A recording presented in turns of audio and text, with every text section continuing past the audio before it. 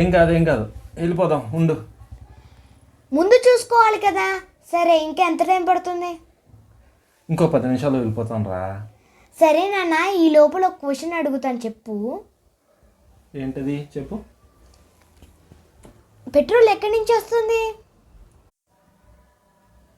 సముద్రపు జంతువులు, చిన్న జంతువులు ఉంటాయి, వాటి డెడ్ బాడీస్ నుంచి వస్తుంది. ఏ నిజమా? అవును, చాలా కాలం క్రితం చనిపోయిన చిన్ని సముద్రపు జంతువులు ఉంటాయి కదా, అవి సముద్రం అడుక్కి చేరతాయి.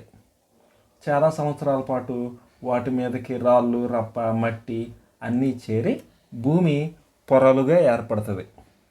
దాన్నే సెడిమెంటేషన్ అంటారు.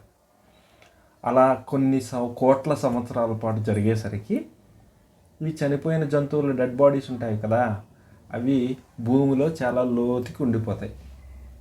అలా ఈ భూమి పొరల వల్ల నలిగి ప్రెషర్కి, హీట్కి అవి లిక్విడ్ రూపంలోకి మారిపోతాయి. దాన్నే మనం క్రూడ్ ఆయిల్ అంటాం.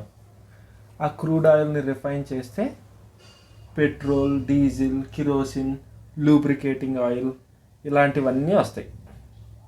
అంత హీట్ ఉంటే క్రూడ్ ఆయిల్ మండిపోవాలి కదా. మండదు. ఎందుకంటే ఏదైనా మండాలి అంటే ఆక్సిజన్ ఉండాలి. అంత భూమి పొరల లోపల ఆక్సిజన్ ఉండదు.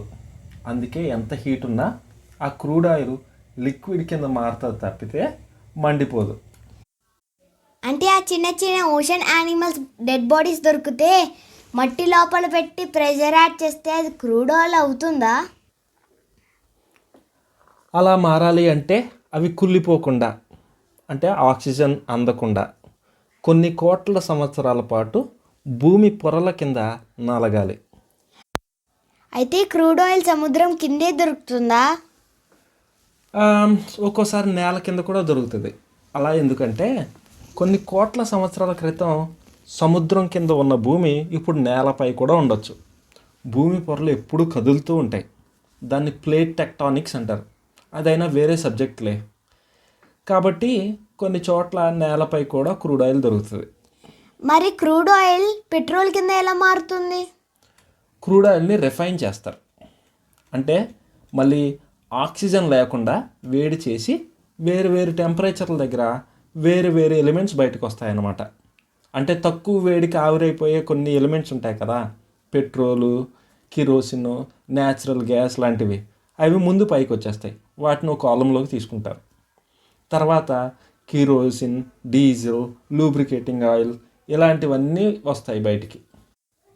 అంటే మనం యానిమల్ డెడ్ బాడీస్ని బైక్లో ఫిల్ చేయించుకుని వెళ్తున్నామా? అవును, పెట్రోల్, కిరోసిన్, న్యాచురల్ గ్యాస్, అలాగే బొగ్గు, వీటన్నిటిని అందుకే ఫాజిల్ ఫ్యూయల్స్ అంటారు, శిలాజ ఇంధనాలు అంటారు. బొగ్గు అయితే చిత్తడి నెలల్లో చనిపోయిన చెట్ల నుంచి వస్తుంది. దాని గురించి తర్వాత ఎప్పుడైనా మాట్లాడుకుందాంలే. అయినా నీ స్కూల్ వచ్చేసింది రోయ్. సరే నాన్న, బాగానే టైంకి వచ్చాం, లేకపోతే నీ సంగతి చెప్పేదాన్ని. సర్లే, ఈసారికి వదిలేస్తాను.